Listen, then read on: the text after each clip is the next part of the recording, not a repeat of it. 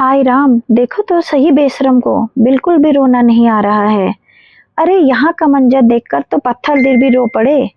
पर इसे क्या लगी है, बाप की पूरी प्रॉपर्टी तो इसको मिलने वाली है। अरे इसको अकेले क्या मिलेगी, अभी तो छोटा भाई भी तो है। अरे वो तो 13-14 साल का भाई क्या लड़ेगा इसके सामने। ये तो इतनी तेज है कि पिता की इजाजत के बगैर लव मैरिज की है। पति भी तेज है इसका, तो सारी प्रॉपर्टी अपने नाम करवा लेगा और भाई को नौकरों की तरह घर के काम में लगा लेगा। माँ तो वैसे ही अपने दुख से दुखी है, उसे तो अपना ही होश नहीं तो बेटे का तो क्या ही होगा।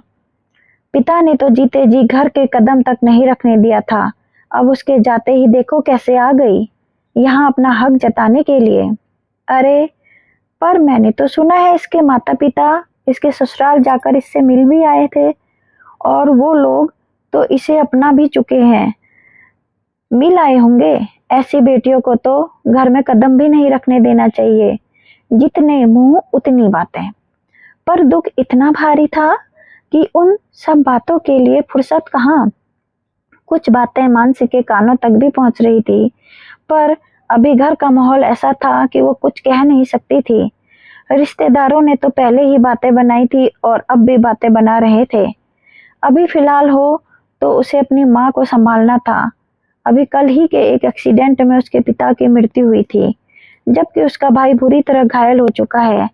माँ बार बार बेहोश हुए जा रही थी, जबकि भाई निकल अभी भी हॉस्पिटल में था और इस हालत में नहीं था कि पिता का दाह संस्कार करने के लिए वो यहाँ पर आ सके। उसके पति विनय हॉस्पिटल में उसके भाई को बचाने की कवायद कर रहे थे। डॉक्टर जैसा तैसा कर रहे थे, विनय बस उसे बचाने की दौड़ में वैसे ही कर रहा था। जबकि ससुराल में सास थी और उसके 4 महीने के बेटे को संभाल रही थी, ताकि मानसी और विनय यहाँ के हालात को संभाल सकें। और ससुर जी यहाँ उसके पिता के दाह संस्कार की तैयारी करवा रहे थे, क्योंकि रिश्तेदार सिर्फ बात बनाने के लिए होते हैं, बहुत कम लोग हैं जो उनकी मदद कर रहे थे। तभी मानसी के मोबाइल पर विनय का कॉल आया। फोन उठाते ही विनय ने कहा, मानसी तुम ठीक हो ना। पर मानसी ने इसका जवाब देने से बेहतर विनय से पूछा, पापा का दाह संस्कार। देखो मानसी, अभी निखिल को बचाना बहुत जरूरी है और मैं यहाँ उसे इस हालत में छोड़कर नहीं आ पाऊंगा। देखो वहाँ दाह संस्कार की तैयारी हो रही होगी, तुम ही पापा का दाह संस्कार कर दो। सुनकर मानसी की रुलाई फूट पड़ी। उसका रोना सुनकर विनय बोला, मानसी ये समय रोने का नहीं है। अगर तुम कमजोर पड़ गई तो तुम्हारी मम्मी को कौन संभालेगा, इसलिए हिम्मत से काम लो। पापा हैं वहां पर, वो तुम्हें बता देंगे कैसे क्या करना है और हिम्मत रखकर अपने पापा का दाह संस्कार करो। कहकर विनय ने फोन रख दिया। खैर यहाँ जब अंतिम यात्रा की तैयारी शुरू हुई तो पहला सवाल यही किया गया कि दाह संस्कार कौन करेगा। माँ की हालत ही नहीं थी कि वो कुछ कहे। तभी उसकी चाची ने कहा, अरे दाह संस्कार कौन करेगा का क्या मतलब, अभी निखिल यहाँ होता तो वही दाह संस्कार करता, अब वो नहीं है तो मेरा बेटा अजय है ना, वही करेगा। उनकी बात सुनकर सब लोग उनकी तरफ देखने लगे। मानसी भी हैरानी से देखने लगी। तभी चाचा जी भी बोल पड़े, हाँ हाँ बिल्कुल सही कह रहा है, भैया का दाह संस्कार तो मेरा बेटा अजय ही करेगा। क्यों चाचा जी, मेरे पिता का दाह संस्कार तो मैं भी कर सकती हूँ, मानसी ने बीच में ही कहा। उसके कहते ही खुसुर फुसुर शुरू हो गई। अरे जब पता यहाँ से भागकर शादी की थी तब तो पिता की इज्जत का ख्याल नहीं रखा, अब उसका दाह संस्कार करना चाहती है, निकल यहाँ से, क्या लेने आई है यहाँ पर। चाची ने दुत्कारते हुए कहा, अरे ऐसे कैसे बात कर रही है, आप उससे इज्जत से बात कीजिए, अब वो हमारे घर की बहू है। मानसी के ससुर जी ने कहा, आप तो चुप ही रहिए, आपको हमारे परिवार में के मामले में बीच में बोलने का अधिकार नहीं है। अचानक चाचा जी ने कहा, क्यों नहीं बोल सकता मैं आपके पारिवारिक मामलों के बीच में, आप मेरी बहू को सबके सामने इस तरह से दुत्कार रहे हैं, एक बार नहीं 10 बार बोल सकता हूँ मैं इस मामले पर। मानसी के ससुर जी बोले तो अजय बीच में ही मानसी की तरफ देखकर बोल पड़ा, मानसी समझा ले तेरे ससुर को, हमारे पारिवारिक मामलों के बीच में ना ही बोले तो ही अच्छा है, वरना यहाँ से बेवजह बेइज्जत होकर करवा कर जाएंगे। वैसे भी तुम्हारी और उनकी कोई इज्जत तो है नहीं हमारे सामने।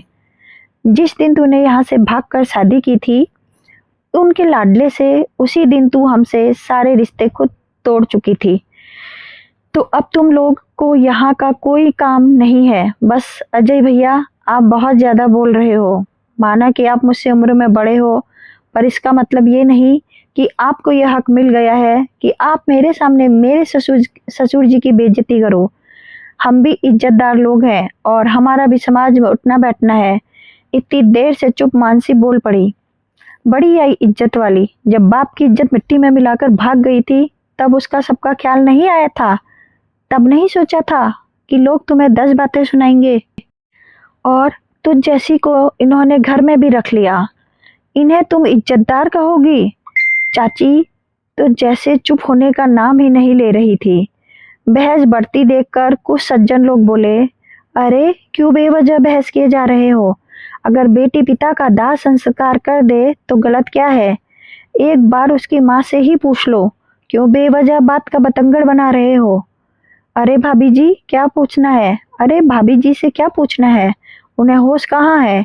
अरे ऐसी लड़की का तो हम भैया जी के पार्थिव शरीर पर हाथ भी नहीं लगाने देंगे जो अपने माँ बाप की इज्जत उछाल कर बैठी हो।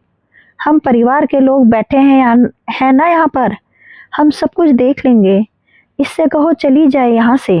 चाचा जी बोले, अच्छा फिर तो अजय भी उनके शरीर को हाथ नहीं लगा सकता। आखिर एक लड़की को भगाकर तो उसने भी शादी की थी। इसने कौन सा आपकी इज्जत पर चार चांद लगा दिए थे? अचानक मानसी की मम्मी बीच में आते हुए बोली। ये सुनकर सब लोग चुप हो गए। कहाँ तो उनके बोलने की हिम्मत नहीं थी और कहाँ वो अपनी बेटी के लिए सबके सामने खड़ी हो गई। पर चाची तुनकते हुए बीच में ही बोल पड़ी, अरे भाभी जी, मेरा अजय तो बेटा है, लेकिन आपकी मानसी तो बेटी थी। बस करो तुम भी। मेरे पति की मृत्यु पर राजनीति करने की जरूरत नहीं है। बेटी और बेटे ने एक ही गलती की है, लेकिन बेटी को सजा ज्यादा क्यों? बेटी से रिश्ता तोड़ने को तैयार हो गए, जबकि बेटे को तुम लोगों ने बहू के साथ अपना लिया। और तुम लोग अपने आप को मेरा परिवार कहते हो। तुम लोग यहाँ अपने भैया के दाह संस्कार पर राजनीति कर रहे हो, पर जिसे बचाया जा सकता है उसे बचाने की कोशिश तक नहीं कर रहे हो। क्या तुम में से किसी को यह होश भी है कि निखिल को बचाना जरूरी है? उसे बचाने के लिए हम तो कम से कम हॉस्पिटल चले जाएं। मानसी की मां ने कहा तो सब चुप हो गए। मेरे पति का दाह संस्कार उनकी बेटी ही करेगी। सुन लिया सबने? आखिरकार मानसी की मां ने अपना निर्णय सुनाते हुए कहा, जिसका कई लोगों ने स्वागत भी किया तो कुछ लोगों ने इसे गलत ठहराया। आखिर अपने पिता का दाह संस्कार खुद मानसी ने किया, जबकि चाचा चाची इतने नाराज हो गए कि उन्होंने रिश्ता ही तोड़ दिया और उसी समय वहां से अपने घर लौट गए। पूरे 15 दिन का कार्यक्रम मानसी ने ही निपटाया, जबकि विनय निखिल के साथ अस्पताल में रहा। अब निखिल की सेहत में सुधार था। लोगों के रवैये को देखकर धीरे धीरे मानसी की मम्मी ने खुद को संभाल लिया।